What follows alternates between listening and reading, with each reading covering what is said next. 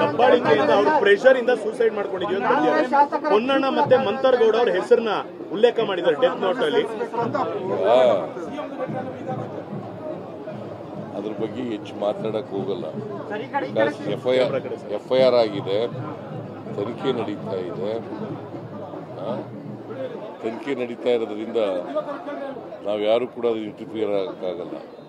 ಯಾರು ತಪ್ಪಿತಸ್ಥರು ಅಂತ ತನಿಖೆಯಲ್ಲಿ ಬರ್ತದೆ ಅವ್ರ ಮೇಲೆ ಕ್ರಮ ತಗೋತೀವಿ. ಬಿಜೆಪಿ ಡಿಮ್ಯಾಂಡ್ ಮಾಡ್ತಿರೋದು ಪೊನ್ನಣ್ಣ ಅವ್ರದ್ದು ಮತ್ತೆ ಮಂತರ್ಗೌಡ ಅವ್ರ ಹೆಸರನ್ನ ಸೇರಿಸಬೇಕು ಎಫ್ಐಆರ್ ಅಲ್ಲಿ. ಬಿಜೆಪಿಯವರು ಡಿಮ್ಯಾಂಡ್ಗೆಲ್ಲ ನಾವು ಉತ್ತರ ಕೊಡೋಕ್ಕಾಗಲ್ಲ. ಬಿಜೆಪಿಯವರು ಒಂದು ರೀತಿ ಹತಾಶರಾಗ್ಬಿಟ್ಟಿದ್ದಾರೆ. ಹತಾಶರಾಗಿ ಈ ಥರ ಎಲ್ಲ ಹೇಳಿಕೆಗಳನ್ನು ಕೊಡ್ತಾರೆ. ಸಾವನ್ನಲ್ಲೂ ರಾಜಕೀಯ ಮಾಡಬೇಕು, ಯಾವಾಗಲೂ ಕೂಡ ಬಿಜೆಪಿಯವರು ಇದನ್ನೇ ಮಾಡೋದು. ಅದರಿಂದ ನಾವು ಅವ್ರಿಗೆ ಹೇಳ್ದದಕ್ಕೆಲ್ಲ ರಿಯಾಕ್ಟ್ ಮಾಡೋಕ್ಕೆ ಹೋಗಲ್ಲ.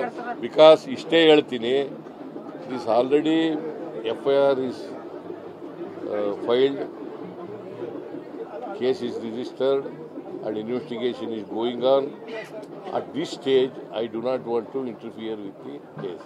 I do not want to make any statement. ದಬ್ಬಾಳಿಕೆಯಿಂದ ಅವ್ರ ಪ್ರೆಷರ್ ಇಂದ ಸೂಸೈಡ್ ಮಾಡ್ಕೊಂಡಿದೀವಿ ಅಂತ ಹೇಳ್ತಾರೆ. ಪೊನ್ನಣ್ಣ ಮತ್ತೆ ಮಂತರ್ಗೌಡ ಅವ್ರ ಹೆಸರನ್ನ ಉಲ್ಲೇಖ ಮಾಡಿದ್ದಾರೆ ಡೆತ್ ನೋಟ್ ಅಲ್ಲಿ. ಅದ್ರ ಬಗ್ಗೆ ಹೆಚ್ಚು ಮಾತಾಡಕ್ ಹೋಗಲ್ಲ.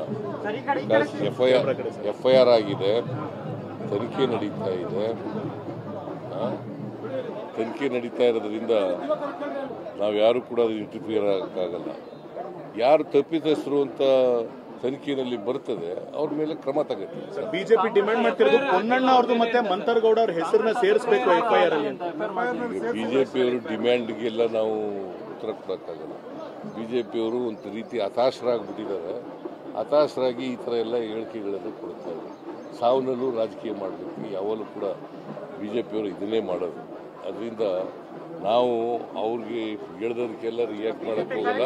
ಬಿಕಾಸ್ ಇಷ್ಟೇ ಹೇಳ್ತೀನಿ, it is already FIR is filed, case is registered and investigation is going on. At this stage, I do not want to interfere with the case. I do not want to make any statement.